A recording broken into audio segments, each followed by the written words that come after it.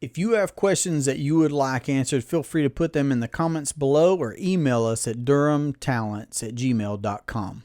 Hello and welcome to the Durham Talents channel. My name is Jesse Durham, back for another installment of our question and answer series about your questions concerning the infinite banking concept, privatizing your banking, becoming your own banker. Let's get started. What does the current economy mean for these insurance companies? That's a great question. What I've heard James Nethery say is that he feels that it's the mutual life insurance companies against the world. So again, here in the U.S., when we take a snapshot at history and we see that even our tax code, for example, started in 1913, but life insurance has been around for over 200 years. I mean, as far as track records go in modern Western history, we see that life insurance predates even our country's tax code, and that it is a private entity that you can own, and you can own it, and particularly with a mutual life insurance company, meaning that you're part owner in that company. So stock companies would pay dividends to the stockholders. Mutual life insurance companies are owned by the policy owners. So as far as the longevity, you can certainly look at, I know that I own multiple policies with multiple companies, for example. And one off the top of my head right here, I could say, for example, has paid dividends. I think this is going to be year 147. Now just think about the history that's happened over the past 100 years plus. The war to end all wars, right? World War I, the Great War. But also there's been the Great Depression. There's been the dot-com bubble. There's been Korean War, Vietnam War. There's been World War II. There have been global pandemics, the Spanish influenza. There's been the real estate bust from '08. There's been Y2K. I mean, just so many different things that have happened in history over the past 100 plus years. And these companies have not only met their contractual obligations to provide access to capital via policy loans and withdrawals and paying death benefits, but they furthermore paid dividends for over 100 years consecutively. So, I know that I get to use the word guarantees a lot, whereas plenty of folks in the financial world don't get to use that word. When you own one of these policies with one of these companies, it is a unilateral contract where you've agreed to pay a predetermined amount of premium that you chose. And then everything else is on the insurance company. And whereas we've seen banking institutions go bankrupt over the course of the same amount of history that I'm talking about here, life insurance companies have been paying dividends. So that's my response. I believe that the more educated we are about history, about this idea of becoming your own banker, that the more encouraging it's going to be. But again, I appreciate that question, and I can understand why somebody would want to ask that question to be able to know more about these insurance companies. So great question. I appreciate that one. Jesse, can you tell me the difference between IULs and whole life? Why not get an IUL policy? That's from Terry. Terry wanted to know, why not IULs? Why not index universal life? And there are other forms of insurance out there. Universal life, variable. All right. So I always point out to folks that Nash himself wrote about this subject. So I like going back to the origin source. Nash had a couple of pages. It's short, but again, his book is short. It's big print, and that's why I reference it, because it's so elegantly simple, and yet it's such a paradigm shift. So he covered that himself. So I'm encouraging you to go read what he said in the book. What I can tell you is I do not personally own universal anything. I personally own properly structured whole life policies like 121 policies, meaning whole life policies that are 120-year contracts, meaning they mature at age 120. That's what I own. That's the kind of business that I write. Those are the kinds of contracts that I help people get. Now, why not? I'm not so not to skirt by saying, well, read Nash's book and just to say, well, I don't own those, but I wouldn't bypass that either. I mean, when you do practice what you preach, to me, that means something. So for folks that are asking this question, like Terry, and again, Nash addressed it in his book, it's worth addressing. Again, in a previous question that I just answered, I mentioned the great joy that I have in using the word guarantee when I interact with friends and clients, educating and doing business in this infinite banking space, helping people privatize their banking by guaranteed access to capital, guaranteed access. So being able to use the word guarantee. With Index Universal Life, I've heard James Nethery describe it this way, that it cannibalizes itself. These types of policies, they're not built for long-range thinking and planning, like Nash encourages us to do. That's one of Nash's key principles, is thinking long-range. And I don't want to jeopardize, personally, again, so that is why I don't own policies such as Index Universal Life. I don't personally want to assume any risk that I don't need to in the assets that I own. Furthermore, I don't want my policies to cannibalize themselves. I want my death benefit and I want my cash values to be able to, on a guaranteed contractual basis, grow and compound uninterrupted. And I don't want to assume any more risk than I need to, and I don't want to have that entity cannibalize itself just to be able to continue to pay premiums into the future. I want to have those things established for myself. So great question, Terry. I appreciate you asking that one. It's a common one. I know that there are plenty of folks out there saying that, you know, you need to get Index Universal Life, or you need to do this particular type of split, always in a balance between, you know, the base premiums that you pay or the paid up additions, right? I personally do not have a cookie cutter approach for everyone, for all my friends and clients. I don't. I believe that a policy should be constructed for the individual. And the way that I do that is by having more than one conversation to know about your cash flows and your intentions and your goals. And see, this is becoming your own banker, and it's something that you do over the course of your lifetime. So I believe that in owning a policy, you can use a policy immediately from the time that policy goes in force. And my definition of immediately would be within 30 days. Within 30 days of a policy going in force, you could begin to access and leverage and use capital in a policy that you own and control. But it should also be constructed to serve you well over the course of your lifetime, because the future is unknown. But with our policies, we want that to be known, the guarantees that we have. So I hope that that's been a helpful answer. I don't have a cookie cutter approach. I know that there are lots of folks out there that are saying that, well, a policy should be done this way or that way. There are plenty of folks that say plenty of things. I mean, there are folks that are saying, well, you know, that person's trying to write you a whole life policy with more to the base because that means that they earn more commission. So I'm a capitalist. I'm good with earning the way I should earn. I hope you're good with earning the way that you want to earn. Okay. I believe that the worker is worthy of his hire. Also, I know that when a policy is properly structured for high cash value, the way that it should be, Nash points that out in his book, is that the death benefit should be de-emphasized to emphasize the cash value, the access to liquidity early on. Now, that doesn't completely do away with the death benefit, because those two have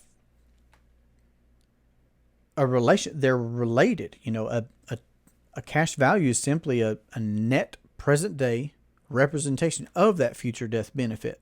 So they go hand in hand. You can't have one without the other. But by having a policy structured with high cash value, like I own, like I do, commissions are actually diminished. So that just is what it is. Great question.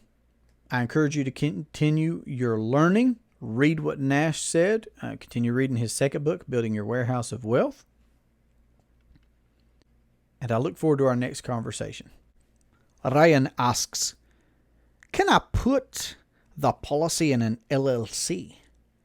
That's a great question, Ryan. The answer is yes. A policy can be transferred is one thing to consider. Could you privately own yourself a policy and then transfer that? It's a private asset. Yes, you could do that. Could an LLC own a policy? Could a policy be in a trust? I mean, I'm not giving advice. Speak with your appropriate professionals.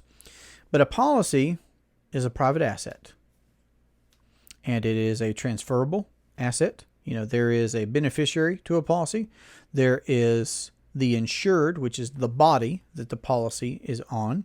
And there is an owner of a policy. And those are not always the same people, of course. And some of them might be the same people. Like I could be the owner of a policy on myself and have family members or whoever as beneficiaries. Such is the case. Could I also be the owner of a policy on someone else who is the insured and have someone else as the beneficiary? Such is the case. Yes, I can own a policy on my child and my wife as a beneficiary, for example. And so those are the three roles, and those may be different persons or some of those the same persons. As a general rule of thumb, I encourage folks to privately own their policies. Again, speak with your appropriate professionals. I'm not a CPA or tax advisor or any of the such, but I personally own my policies, our policies, and we have multiple policies. We've been building a system of policies over the past 7 years now, my wife and I, our family, and we personally own those.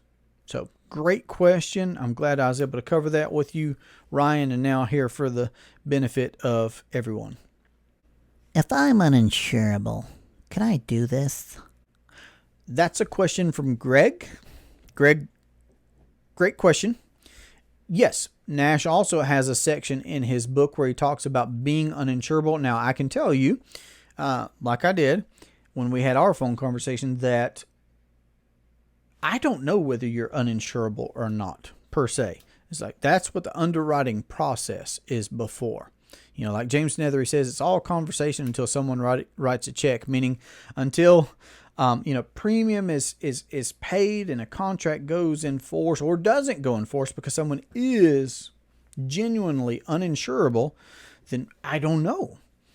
I'm not the underwriter. But is it possible to practice this idea of becoming your own maker if you are legitimately, genuinely uninsurable?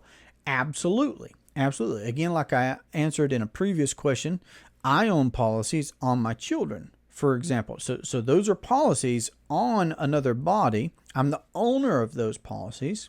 I own those policies. I use those policies, but they're not on my person. They're not on my body. So can you own policies if you are uninsurable?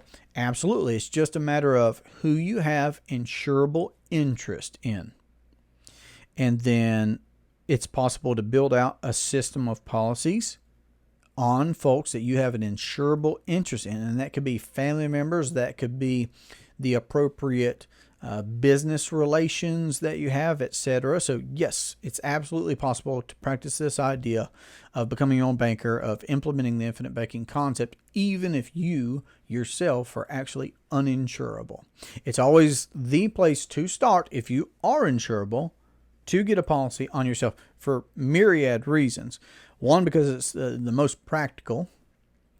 It'd be a more streamlined process. Two, because as a business partner or even as a leader in your family, it's good to lead by example in that way, even at the level of influence. Just what you can teach children or grandchildren, let's say, by them seeing you practice your own privatized banking. Lots of great reasons to. But ultimately, yes, you can practice this concept of privatizing your banking even if you are uninsurable. That was a great question, Greg. Thank you. Hey, guys, what insurance company do you use? Great question. I've said many times here that I personally own multiple policies with multiple companies. There's more than one company that is a mutual life insurance company that has paid dividends for over 100 consecutive years. Those are the types of companies that I own policies with and that I write policies with for the friends and clients that we have here. So is there one particular one that I'm captive to? Nope. Nor am I married to them. I've also commonly said that I'm married to my wife, Lauren. I'm not married to one particular life insurance company. There might be different reasons why we would use one company over another for an individual. I don't have a cookie cutter approach for our friends and clients here. When you want to start becoming your own banker, it's going to be based on a very individual level, based off of more than one phone conversation. That's just how we do here. And I don't know what insurance company it will end up being for you until we're there. But again, when we get through the underwriting process, and if that contract looks like it's something that you want to own, something that you want to pay that amount of premium that you've predetermined, and that the insurance company has offered for you to be able to pay to have all the guarantees of that unilateral contract, then you can pay that premium and own that policy with that company. I mean, this is what Nash talked about when he's talking about the beauty of privately contracting with each other. Voluntarily, privately contracting with each other. It's a beautiful relationship. So, great question. I appreciate that. Jesse, can I do a $50,000 upfront installment for a policy on my grandchild? So this was a great question. Was it Steve? Who was asking about two grandchildren and paying, had allocated, set aside $50,000 each that he wanted to be able to use to get a policy for each of his grandchildren. So great question. Can you use a lump sum to get a policy on a family member? We got to talk about what that could look like based off of more questions that I asked, more information about the entire situation. And that's my approach, not having a cookie cutter approach, but getting a very individual approach towards how to implement family banking for an individual. Now, some overarching themes could be that, is it possible, to answer the question, is it possible to do lump sums? Yes, it depends on what you mean by that. Could you do lump sums where you pay a larger lump once every year versus doing something monthly? Yes. So you could make monthly premium payments, quarterly, semi-annual, or annual. But if we're talking one time and one time only, is that possible? Yes, is the answer. Yes, it's possible to make one-time lump sum premium payments. Now, is that going to go congruently with ongoing scheduled premium payments? Certainly can. So is it possible to pay something on a monthly basis or an annual basis, but also if you have static funds, if you have some lazy dollars somewhere in savings or just anywhere, money that's just sitting stagnant, not doing anything for you, and you'd like to use that as additional premium to a policy when starting a policy to have an initial impact in getting that compounding going and still, of course, have access to those cash values from the start of the policy. Yes, that is possible. It is possible to add additional premium along with scheduled ongoing premium. So again, all this to say that every individual situation, in my opinion, should be approached as an individual situation. Sure, there are going to be some things that are the same, but if those things are just saying we should be owning policies with mutual companies that pay a dividend, and they should be properly structured for the banking purpose, that are going to meet an individual's needs and desires and wants and goals both now and over the course of their lifetime, that's going to stay the same. But each individual case where you have a dollar amount in mind for this and you want it structured in this particular way, well, that is why we have those kinds of conversations, so that you can have that policy structured for you. It's a great question. I enjoyed having that conversation and being able to expound a little bit upon that here for the benefit of everyone. Because beyond yourself, because this individual had insurance already on their person, but again, had money that they wanted to go to family, and learned about this idea of becoming your own banker and was thinking long range, which I love. Nash talked about, the longer range you think, the better off you're going to be for sure. And this individual was thinking about how to help grandchildren even be able to account for their need of finance into the future. It's a beautiful thing. I love it. Absolutely love it. I love those kinds of conversations, those kinds of phone calls. I look forward to many more, and I hope that's been helpful to everybody. What if I can't afford a certain amount of premiums every month, Jesse? Well, that's a very valid question that I got from Jonas recently, because there are some parameters in insurance for sure, both on the minimum and on the maximum, meaning it's possible to pay so much in premium on a particular policy, into a particular policy, that it would change the tax treatment of that policy. It would actually change from just being a whole life policy to what's called a modified endowment contract, a MEC, modified endowment contract.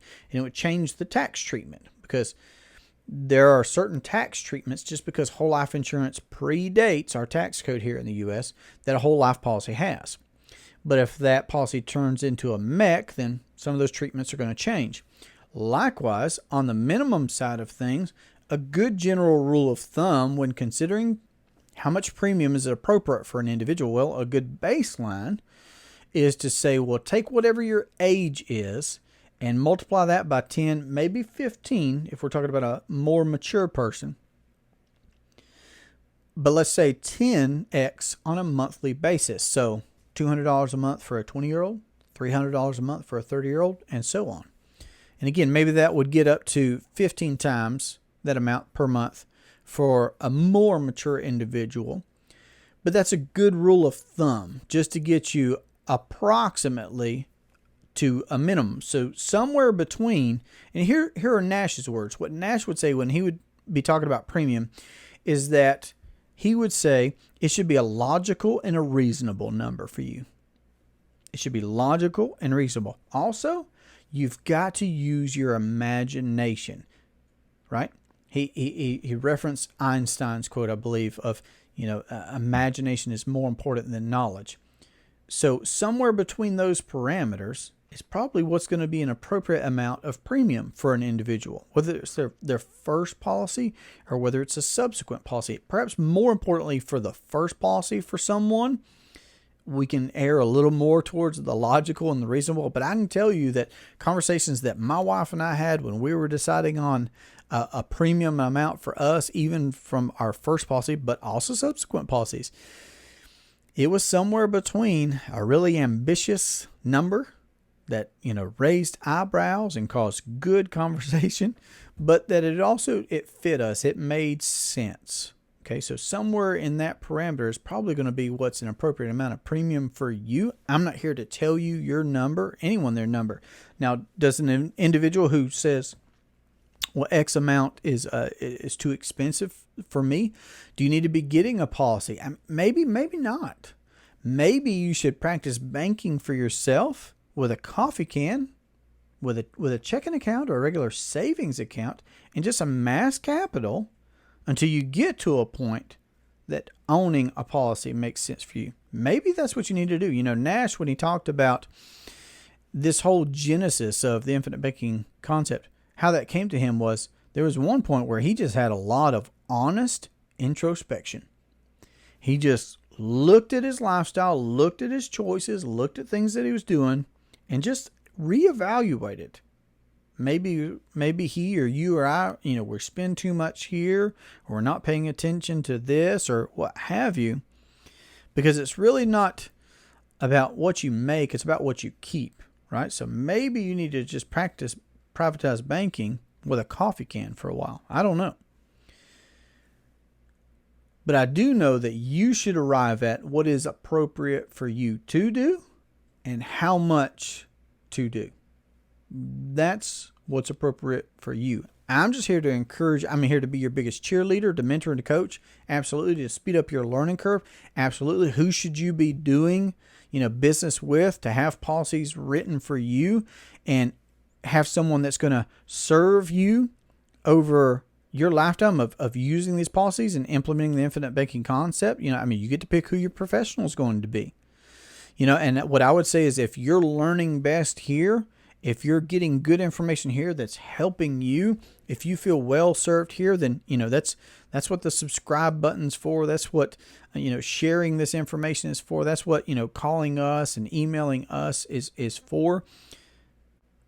And I'm not looking either to become or to have you dependent upon me. I'm here to promote the idea that you can become your own banker.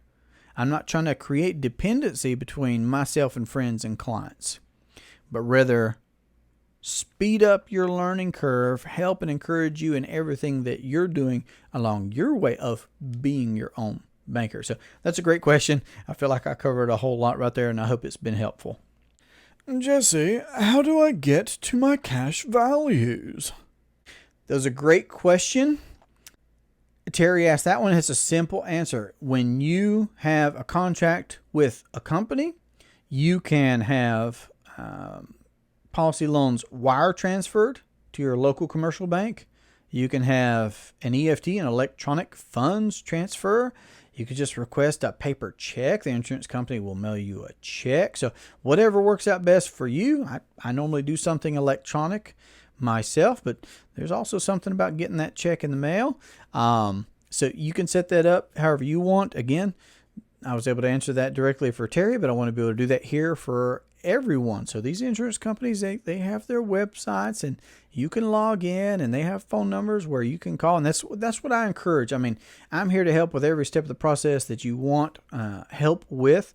Personally, I call and make my premiums directly to the insurance company. I call and make my policy loans directly with the insurance company. I'm promoting the idea that you can be as independent and autonomous as your own banker as you want to be. But I hope that answer has been helpful. Now, if you have questions that we've not yet got to, feel free to put those down in our comment section below, or to reach out and have a conversation about how to implement the infinite banking concept into your household or your business or your investing. You can reach us at 828-817-4223, or you can email durhamtalents@gmail.com. Please feel free to subscribe to our channel and share it with those you love and care about. I look forward to our next conversation. Have a great day. Take care. All right, Jesse, let's get to this question and answer series. Folks need to know some things. Yes, sir, Mr. Durham. Perfect. Hello and welcome. Well, let's do a... Si quieres preguntarnos ciertas cosas, adelante, por favor. Are you ready to answer questions?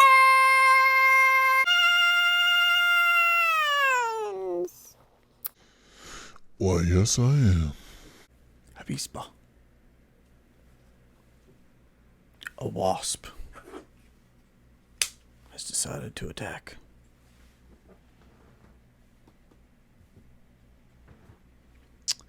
What weapon should I? Is this too big to get a wasp with? I don't know. Maybe not. I've never had this happen before while I've been recording. Can you believe that? Wasp tried to get me. I'll see you in our next episode. I'll be right back.